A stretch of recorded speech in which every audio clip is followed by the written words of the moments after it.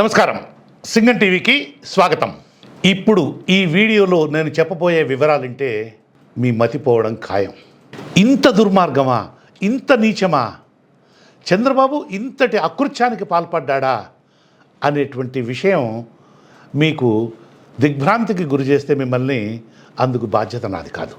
Hudhud తుఫాన్ సందర్భంగా విశాఖను 2014 అక్టోబర్ 8వ తేదీన విశాఖను అతలాకుతలం చేసినటువంటి హుద్హుద్ తుఫాన్ సందర్భంగా విశాఖపట్నం నగరంలో, నగర పరిధిలో, విశాఖపట్నం జిల్లాలోని అనేకమైనటువంటి మండలాలలో ప్రభుత్వ రికార్డులు గల్లంతైపోయాయని చెప్పి 1,00,000 ఎకరాల ప్రభుత్వ భూమిని, 1,00,000 రూపాయలు కాదు, 1,00,000 ఎకరాల ప్రభుత్వ భూమిని తెలుగుదేశం పార్టీ అధ్యక్షుడైనటువంటి నారా చంద్రబాబు నాయుడు ఆయన మూకలు స్వాహా చేశాయి, గుటకాయ స్వాహా చేశాయి.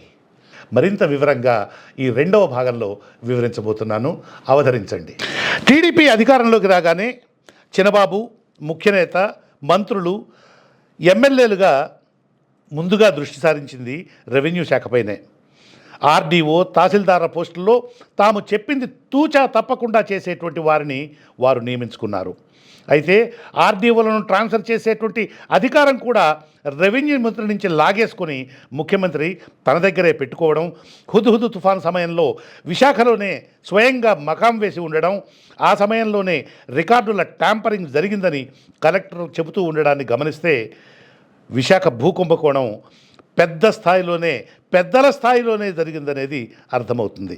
ఇంత పెద్ద కుంభకోణం శాసనసభ్యులు, మంత్రుల స్థాయిలో సాధ్యం కాదనేది కూడా చాలా తేలికగా అర్థమవుతుంది. మంత్రి గంటా శ్రీనివాసరావు తన నియోజకవర్గంలో తనదైన శైలిలో చక్రం తిప్పి బంధువుల పేరుతో అందిన కాడికి ఆక్రమించుకున్నాడు. వేర్వేరు రైతుల పేరిట ఉన్నటువంటి భూములతో బ్యాంకులలో బంధువులకు కోట్ల రూపాయల రుణాలు ఇప్పించేశారు. గంటా శ్రీనివాసరావు బంధువు ప్రత్యూష కంపెనీలలో డైరెక్టర్లో ఒకరైనటువంటి భాస్కర్ రావు రుణం కోసం ఇండియన్ బ్యాంకుల్లో భూములను కుదవపెట్టాడు. వీటికి సంబంధించినటువంటి సమస్తమైనటువంటి సర్వే నెంబర్లతో సహా పూర్తి ఆధారాలతోటి మనకిప్పుడు అన్నీ లభ్యమవుతూ ఉన్నాయి. అలాగే రికార్డును ఎలా మాయం చేశారో ఒక్కసారి చూద్దాం. వరుస కుంభకోణాలు, రికార్డుల్లో అవకతవకలకు సంబంధించినటువంటి ఘటనలు వెలుగులోకి రాగానే రికార్డుల మాయా వ్యవహారం వెలుగులోకి వచ్చింది. కొన్ని వేల రికార్డులు కనిపించడం లేదని స్వయంగా జిల్లా కలెక్టర్ ప్రవీణ్ కుమార్ అంగీకరించారు. విశాఖలో 2,45,896 ఫీల్డ్ మెజర్మెంట్ బుక్స్ FMBలు ఉండగా ఇందులో 16,735 FMBలు కనిపించకుండా పోయాయని కలెక్టర్ ప్రకటించారు. 3,022 RSR అంటే రీసెటిల్మెంట్ రిజిస్టర్లు ఉండగా అందులో 379 అదృశ్యమయ్యాయి. 3,022 గ్రామాలకు సంబంధించి క్లియర్ మ్యాపుల్లో 233 గ్రామాల మ్యాపులు కూడా కనిపించకుండా పోయాయి. హుద్హుద్ తుఫాన్ కారణంగా ఈ రికార్డులు పోయాయని కలెక్టర్ చెప్తున్నారు. హుద్హుద్లో గాలులు మాత్రమే వచ్చాయి, సునామీ రాలేదు కదా. 2014 అక్టోబర్ 8వ తేదీన హుద్హుద్ తుఫాను విశాఖ తీరాన్ని దాటింది. ఈ ఘటనలో తహసీల్దార్ కార్యాలయాలు కూలిపోయినట్లుగా, లేదా కొట్టుకుపోయినట్లుగా, లేదా ధ్వంసమైనట్లుగా ఎక్కడా రికార్డు లేదు. అన్నింటినీ మించి ఒక్క రికార్డు అయినా తడిసిపోయిందని కానీ, పోయిందని కానీ ఒక్క మాట అయినా ఎవ్వరూ ఎప్పుడూ చెప్పలేదు. చెట్ల గురించినటువంటి వివరాలు పొందుపరిచినటువంటి వాళ్ళు ఇంతటి విలువైన భూ రికార్డుల గురించి ఏ నివేదికలోనూ అప్పట్లో ప్రస్తావించలేదంటే నిజం ఏమిటో ఊహిస్తే అర్థమవుతుంది. బిల్డింగులకే ఏమీ కాలేదంటే వాటిలో ఉండేటువంటి రికార్డులు ఏమైనట్లు? అందులోనూ ఎంపిక చేసిన కొన్ని చోట్ల మాత్రమే రికార్డులు ఎలా మాయమవుతాయి? అన్ని మీడియాలలో వరుస భూకంపకోణాలపై పరిశోధనాత్మక కథనాలు వచ్చిన నేపథ్యంలో రికార్డులు పోయాయని అధికారులు అర్ధంతరంగా ప్రకటించడం వివాదాస్పదమైంది. పూలింగ్ బూచిని చూపించి కాజేశారు. మరోవైపు ల్యాండ్ పూలింగ్ పేరుతో విశాఖ సమీపంలోని రైతులను నిలువునా ముంచారు. విశాఖ నగరంలోని సమీపంలోని పెందుర్తి మండలంలోని సౌభాగ్యపురంలో 120 ఎకరాలు, ఆనందపురం మండలం దర్బందలో 114 ఎకరాలు, విశాఖ రూరల్ మండలంలోని కొమ్మాదిలో 116 ఎకరాలు, భీమిలి మండలం నేరళ్ల వలస గ్రామంలో 114 ఎకరాలు, ఆనందపురంలోని గుడిగండంలో 69 ఎకరాలపై టీడీపీ నేతలు కన్నేశారు. ఇందుకోసం పెద్ద స్కెచ్చే వేశారు. ల్యాండ్ పూలింగ్ కింద ఆ భూములు ఇస్తామంటూ రైతులలో కొందరు టీడీపీ నాయకులు ప్రభుత్వానికి దరఖాస్తు పెట్టుకున్నారు. అమరావతిలో సీఎం తనయుడు లోకేష్ బాబును సదరు టీడీపీ నాయకులు కలిశారు. తమ భూములను ల్యాండ్ పూలింగ్కి ఇస్తామని, దానికి జీవో కావాలని కోరారు. లోకేష్ను కలిసిన ధర్మిల ఈ జీవో వచ్చేలోగానే జీపట్ట అసైన్డ్ భూములను ఇబ్బడి ముబ్బడిగా అగ్రిమెంట్లు చేశారు. అసైన్డ్ భూములను కొనడం, అమ్మడం నేరం, అయినా భూములు పోతాయంటూ భయపెట్టి అగ్రిమెంట్లు చేశారు. ఎకరా ₹1,00,00,000 ఉంటే భూములను 10 లక్షలకు కొనుగోలు చేశారు. భూములు ఇవ్వకపోతే ప్రభుత్వం ఉట్టినే లాగేసుకుంటుందని పప్పు బెల్లాల మాదిరిగా ఇక్కడ భూములను కొనుగోలు చేశారు. ఈలోగా తమకు అనుకూలంగా జీవో 304ను విడుదల చేశారు. అయితే ఆ తర్వాత రైతులకు అసలు విషయం తెలిసింది. ఇప్పుడు తిరిగి ఈ భూములను వెనక్కి ఇచ్చేయాలని ఆ ప్రాంతంలోని రైతులంతా పోరాడుతున్నారు. మరోవైపు ప్రభుత్వం నుంచి జీవో విడుదలకు సిద్ధంగానే విశాఖ నగరాభివృద్ధి సంస్థ ఈ వ్యవహారాలన్నింటినీ చక్కబెట్టింది. సీఎం కార్యాలయం నుంచే తాము ప్రతిపాదనలు తీసుకున్నామని, ఆ మేరకే నిర్ణయాలు చేస్తున్నామని ఉడా ఏకంగా తన బోర్డు నిర్ణయాలలోనే స్పష్టంగా పేర్కొంది. ఉడా నిర్ణయాన్ని అంగీకరిస్తూ ఆ తర్వాత ప్రభుత్వం జీవో నంబర్ 290ని జారీ చేసింది. చంద్రబాబు చివరకు వక్ఫ్ భూములను కూడా వదిలిపెట్టలేదు. టీడీపీ భూ కబ్జాలలో వక్ఫ్ భూములు ఇబ్బడి ముబ్బడిగా ఉన్నాయి. రికార్డుల ట్యాంపరింగ్లో వక్ఫ్ బోర్డులు చిక్కున్నాయి. భీములు జాతీయ రహదారి సమీపంలోని అత్యంత ఖరీదైనటువంటి 2 ఎకరాల 36 సెంట్లు కాసింకోట, పెదగంటాడ, గాజువాక ప్రాంతాలలో 15 ఎకరాలకు చెందినటువంటి రికార్డులు ట్యాంపర్ అయ్యాయి.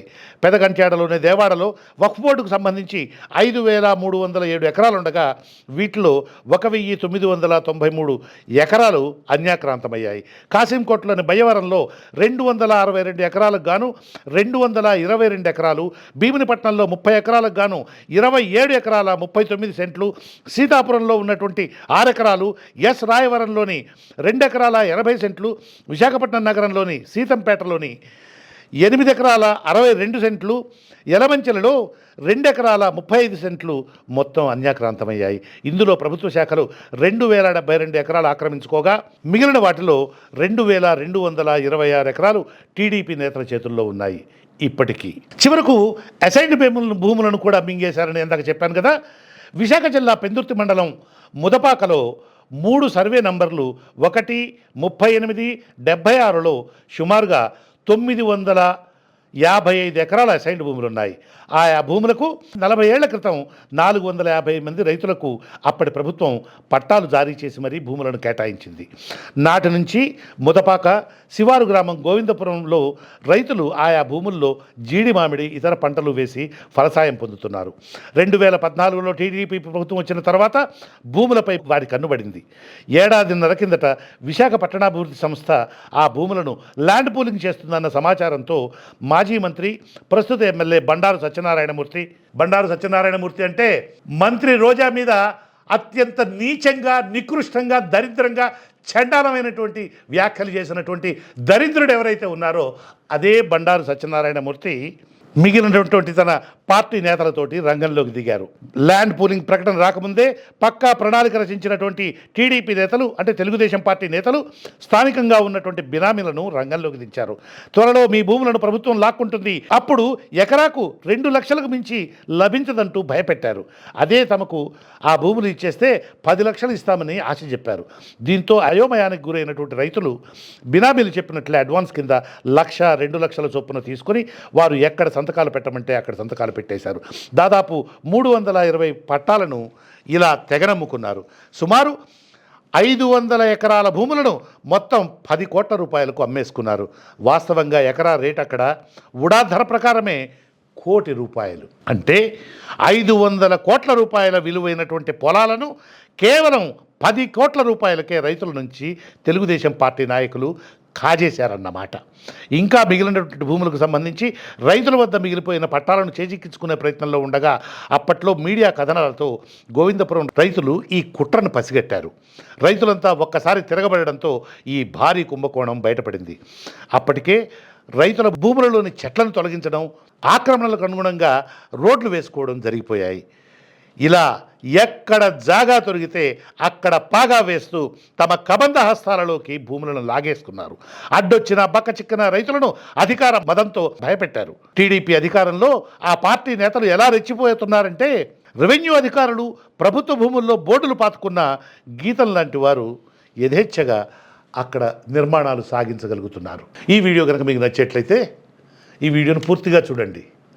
ఈ వీడియో కనుక మీకు నచ్చేట్లయితే దీన్ని నలుగురితో షేర్ చేయండి.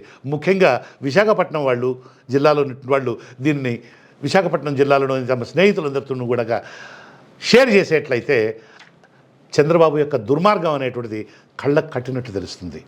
అదేవిధంగా ఈ వీడియోను నలుగురితో షేర్ చేయడమే కాకుండా సింగం టీవీకి విచ్చేసి అక్కడ సబ్స్క్రైబర్స్గా చేరండి.